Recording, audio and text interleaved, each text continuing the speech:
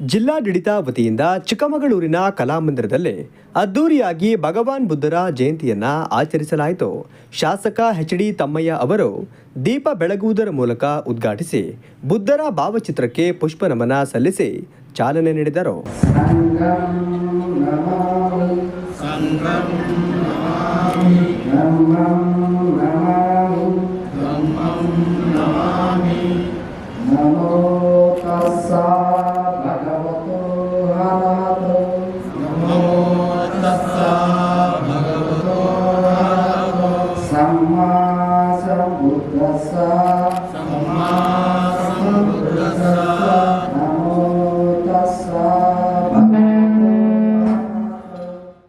ಶಾಸಕ ಎಚ್.ಡಿ. ತಮ್ಮಯ್ಯ ಅವರು ಮಾತನಾಡಿ, ಭಗವಾನ್ ಬುದ್ಧರು ಮನುಷ್ಯ ಕುಲಕ್ಕೆ ನೀಡಿದ ವಿಚಾರಗಳು, ತತ್ವ ಸಿದ್ಧಾಂತಗಳು ಸಾವಿರಾರು ವರ್ಷಗಳು ಕಳೆದರೂ ಇನ್ನೂ ಜೀವಂತವಾಗಿದೆ ಹಾಗೂ ಮುಂದೆಯೂ ಇರುತ್ತದೆ.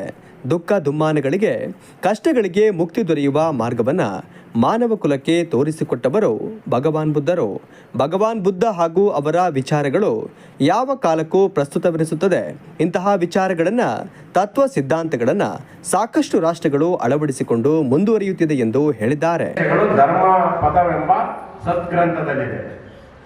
ಬಹುಶಃ ಗೌತಮ ಬುದ್ಧರು ತಮ್ಮ 79-80ನೇ ವಯಸ್ಸಿನಲ್ಲಿ ಅವರು ಏಲೋಕವನ್ನ ತ್ಯಜಿಸಿದ್ರು ಸಹ ಇವತ್ತು ನಾವು ಭಗವಾನ್ ಬುದ್ಧನ ಜಯಂತಿ ಆಚರಿಸ್ತಿರೋದೇನಕ್ಕೆ ಅಂತ ಹೇಳಿದ್ರೆ, ನಮ್ಮೆಲ್ಲರ ಮಂತ್ರ ಪ್ರೀತಿ, ಶಾಂತಿ ಮತ್ತು ದಯೆಯ ಮಾರ್ಗದಲ್ಲಿ ನಡೆಯೋಣ ಅಂತ.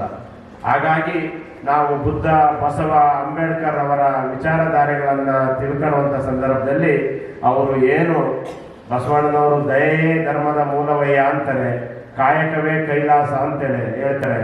Doctor B.R. ಅಂಬೇಡ್ಕರ್ ಅವರು ಹೇಳೋದೇನು ಅಂತ ಹೇಳಿದ್ರೆ, ಸಮಾಜದ ನಿರ್ಮಾಣ ಆಗಬೇಕು ಅಂದ್ರೆ ಸಮಾಜದಲ್ಲಿ ಶೋಷಿತ ವರ್ಗದವರು ಸಮಾಜದ ಮುನ್ನೆಲೆಗೆ ಬರಬೇಕು ಅಂತ ಹೇಳಿದ್ರೆ ಮೊದಲು ಎಲ್ಲರೂ ಶೋಷಿತ ವರ್ಗದವರು ಅವರ ಮಕ್ಕಳಿಗೆ ಒಳ್ಳೆಯ ಗುಣಮಟ್ಟದ ಶಿಕ್ಷಣ ಕೊಡಿಸಿ ಅಂತ ಹೇಳ್ತಾರೆ.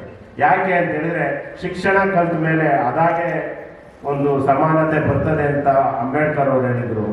12ನೇ ಶತಮಾನದಲ್ಲಿ ಬಸವಣ್ಣನವರು ಹೇಳಿದಂತ ಸಮಾಜದ ನಿರ್ಮಾಣವನ್ನ 6ನೇ ಶತಮಾನದಲ್ಲಿ ಬುದ್ಧ ಸುಮಾರು 50 ವರ್ಷಗಳ ಕಾಲ ಭಗವಾನ್ ಬುದ್ಧರು ಕೇವಲ ನಮ್ಮ ದೇಶದಲ್ಲಿ ಮಾತ್ರ ಅಲ್ಲ, ಇಲ್ಲಿ ಯಾರ್ಯಾರು ವಿದೇಶಕ್ಕೆ ಹೋಗಿದ್ರು ನನಗೆ ಗೊತ್ತಿಲ್ಲ, ಚೀನಾ, ಬ್ಯಾಂಕಾಕು, ಬೇರೆ ಬೇರೆ ವಿದೇಶಗಳಲ್ಲಿ ನಾನು ನೋಡಿರೋದು ದೊಡ್ಡ ದೊಡ್ಡ ಭಗವಾನ್ ಬುದ್ಧನ ವಿಗ್ರಹಗಳನ್ನ ಮತ್ತೆ ಅವರ ವಿಚಾರಗಳನ್ನ ಮಾಡಿದ್ದಾರೆ. ಚೀನಾದಲ್ಲಂತೂ ನಾನು ಹೋದಾಗ ಸುಮಾರು ಒಂದು 5-6 ಸಾವಿರ ಅಡಿ ಮೆಟ್ಲು ಮೇಲತ್ತಿ ಅದ್ರ ಮೇಲಿರೋದು ದೊಡ್ಡ ಬುದ್ಧನ ವಿಗ್ರಹ. ಹಾಗಾಗಿ ಅವರ ವಿಗ್ರಹಕ್ಕೆ ಮಾತ್ರ ಅಲ್ಲ, ಅವರ ವಿಚಾರಧಾರೆಗಳಿಗೆ ಶಕ್ತಿ ಇದೆ ಅಂತ ಈ ಸಂದರ್ಭದಲ್ಲಿ ಹೇಳ್ತಾ, ನಾವು ನಿಮ್ಮೆಲ್ಲ ಅವರ ವಿಚಾರಧಾರೆಗಳನ್ನ ನಮ್ಮ ಮುಂದಿನ ಯುವ ಪೀಳಿಗೆಗಳಿಗೆ ತಿಳಿಸೋದ್ರ ಮುಖಾಂತರ ಅವರ ವಿಚಾರಧಾರೆಗಳನ್ನು ಉಳಿಸಿ ಬೆಳೆಸೋಣ ಅಂತ ಹೇಳ್ತಾ ಈ ಕಾರ್ಯಕ್ರಮ ತುಂಬಾ ಯಶಸ್ವಿಯಾಗಿ ನಮ್ಮ ಜಿಲ್ಲಾಡಳಿತ ಮಾಡಿದ್ದಾರೆ. ಪರಿಸರ ಮಾಲಿನ್ಯ ನಿಯಂತ್ರಣ ಸಮಿತಿ ಅಧ್ಯಕ್ಷರಾದ ಎನ್ ಮಹೇಶ್ ಅವರು ಮಾತನಾಡಿ, ಇತ್ತೀಚಿನ ದಿನಗಳಲ್ಲಿ ಯುವಕರು ದುಶ್ಚಟಗಳಿಗೆ ದಾಸರಾಗಿ ಜೀವನವನ್ನ ಹಾಳು ಮಾಡಿಕೊಳ್ಳುತ್ತಿದ್ದಾರೆ. ಈ ಹಿನ್ನೆಲೆಯಲ್ಲಿ ಪ್ರತಿಯೊಬ್ಬರು ಭಗವಾನ್ ಬುದ್ಧರ ತತ್ವ ಸಿದ್ಧಾಂತಗಳನ್ನು ಜೀವನದಲ್ಲಿ ಅಳವಡಿಸಿಕೊಳ್ಳಬೇಕು ಎಂದು ಹೇಳಿದ್ದಾರೆ. ಇಡೀ ನಮ್ಮ ಭಾರತಕ್ಕಷ್ಟೇ ಅಲ್ಲ, ಇಡೀ ಪ್ರಪಂಚಕ್ಕೆ ಸರಿಸುಮಾರು 2600 ವರ್ಷಗಳ ಹಿಂದೆ 6ನೇ ಶತಮಾನದಲ್ಲಿ ಇತಿಹಾಸ ಎಷ್ಟು ಪ್ರಬುದ್ಧವಾಗಿದೆ ಅಂತಂದ್ರೆ, ಈ ಇತಿಹಾಸದ ಗರ್ಭದೊಳಗೆ ಒಬ್ಬ ಶಾಂತಿ ದೂತ, ಅಹಿಂಸೆಯ ಪ್ರತಿಪಾದಕ, ಸತ್ಯದ ಅನ್ವೇಷಕ, ಒಬ್ಬ ದಾರ್ಶನಿಕ ಮಾನವ ರೂಪದಲ್ಲಿ ಈ ನೆಲದ ಮೇಲೆ ನಡೆದಾಡಿದ ಅಂತಕ್ಕಂಥದ್ದೇ ಒಂದು ಸೂಜಿಗ. ಇಡೀ ಪ್ರಪಂಚದಾದ್ಯಂತ ನಾವು ಸ್ಮರಿಸ್ತಿದ್ದೇವೆ. ಆತ ಹಾಕಿಕೊಟ್ಟಂತ ಮಾರ್ಗ, ಮಾಡಿದಂತ ಧರ್ಮ ಸಂಸ್ಥಾಪನೆ, ಅದು ಬರೀ ಧರ್ಮ ಸಂಸ್ಥಾಪನೆ ಅಲ್ಲ, ಇಡೀ ಪ್ರಪಂಚಕ್ಕೆ ಒಂದು ಜೀವನ ಕ್ರಮವನ್ನ ನಮ್ಮ ಮುಂದೆ ಬಿಟ್ಟು ಹೋಗಿದ್ದಾರೆ. ಯಾವ ಪ್ರಪಂಚ ಅನುಸರಿಸಬೇಕು ಶಾಂತಿಯನ್ನ, ಆ ಮಾರ್ಗವನ್ನ ಹೇಳ್ಕೊಟ್ಟು ಹೋಗಿದ್ದಾರೆ. ಧರ್ಮದ ಪ್ರಕಾರ ಯಾವ ರೀತಿ ಬದುಕಬೇಕು, ಮಾನವೀಯ ಮೌಲ್ಯಗಳನ್ನ ಯಾವ ರೀತಿ ನಾವು ಇಟ್ಕೊಂಡು ಬದುಕಬೇಕು ಅಂತದನ್ನ ಹೇಳ್ಕೊಟ್ಟು ಹೋಗಿದ್ದಾರೆ. ಒಬ್ಬ ಸಾಮಾನ್ಯ ಮನುಷ್ಯನಲ್ಲ, ಒಬ್ಬ ರಾಜನಾಗಿ ರಾಜನ ಮಗನಾಗಿ ರಾಜನಾಗಿ ಇವತ್ತು ನೋಡ್ತೇವೆ ನಾವು ಎಲ್ಲರೂ ಕೂಡ ಪದವಿಯ ಹಿಂದೆ ನಾವು ಓಡ್ತಾ ಇರ್ತೇವೆ. ಆದರೆ ಪದವಿಯನ್ನ ತ್ಯಜಿಸಿ ಸನ್ಯಾಸತ್ವವನ್ನು ಸ್ವೀಕರಿಸಿ ಇದೇ ಮಾನವೀಯ ಮೌಲ್ಯ ಅಂತಕ್ಕಂಥದ್ದನ್ನ ಜಗತ್ತಿಗೆ ಸಾರದಂತ ಶಾಂತಿ ದೂತ ಭಗವಾನ್ ಬುದ್ಧ. ಭಾರತೀಯ ಬೌದ್ಧ ಮಹಾಸಭಾ ಜಿಲ್ಲಾಧ್ಯಕ್ಷರಾದ ಅನಿಲ್ ಕುಮಾರ್ ಅವರು ಮಾತನಾಡಿ, ಭಗವಾನ್ ಬುದ್ಧರ ತತ್ವ ಸಿದ್ಧಾಂತಗಳನ್ನು ಜೀವನದಲ್ಲಿ ಅಳವಡಿಸಿಕೊಂಡಾಗ ಮಾತ್ರ ಶಾಂತಿ ನೆಲೆಸಲು ಸಾಧ್ಯವಾಗುತ್ತದೆ. ಭಗವಾನ್ ಬುದ್ಧರು ಜಗತ್ತಿಗೆ ಬೆಳಕು ನೀಡಿದವರು. ಅವರ ಜಯಂತಿಯನ್ನ ಜಿಲ್ಲಾಡಳಿತ ಸಂಭ್ರಮದಿಂದ ಆಚರಣೆ ಮಾಡುತ್ತಿರುವುದು ಸಂತೋಷದ ಸಂಗತಿ ಎಂದರು. ಬುದ್ಧನ ತತ್ವಗಳು, ಬುದ್ಧನ ಆಚರಣೆಗಳು ಮತ್ತು ಬೌದ್ಧ ಧರ್ಮ ಪರಿಪಾಲಕರಿದ್ದೀವಿ.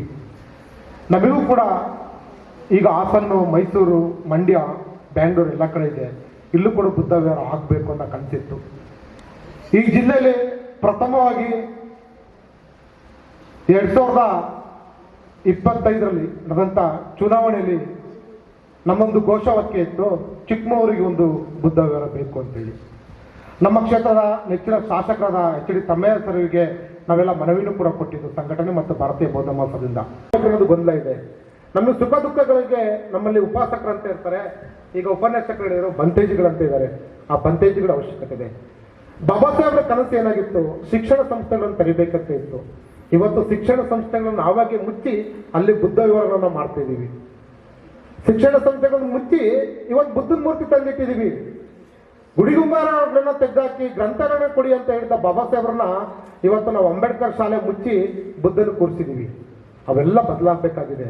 ಬುದ್ಧ ವಿವರಣೆ ಆದರೆ ನಾವು ಬುದ್ಧನ ತಂದು ಅದೇ ವಿಹಾರದಲ್ಲಿ ನಾವು ಕೂರಿಸಿ ಕಾರ್ಯಚಟುವಟಿಕೆ ನಡೆಸಬೇಕಾಗಿದೆ. ಇವತ್ತೆಲ್ಲೆಲ್ಲೋ ಕಾರ್ಯಕ್ರಮಗಳನ್ನ ಮಾಡ್ತಿದ್ದೀವಿ. ತುರ್ತು ಅವಶ್ಯಕತೆ ಇದೆ ಸರ್. ಹಾಗಾಗಿ ನಾವು ಭಾರತೀಯ ಬೌದ್ಧ ಮಹಾಸಭೆಯಿಂದ ಇವತ್ತೇನು ನಮ್ಮ ಕೋರಿಕೆಯನ್ನು ಈಡೇರಿಸಿ ಪಾಡಿ ಬಂದಿದೆ.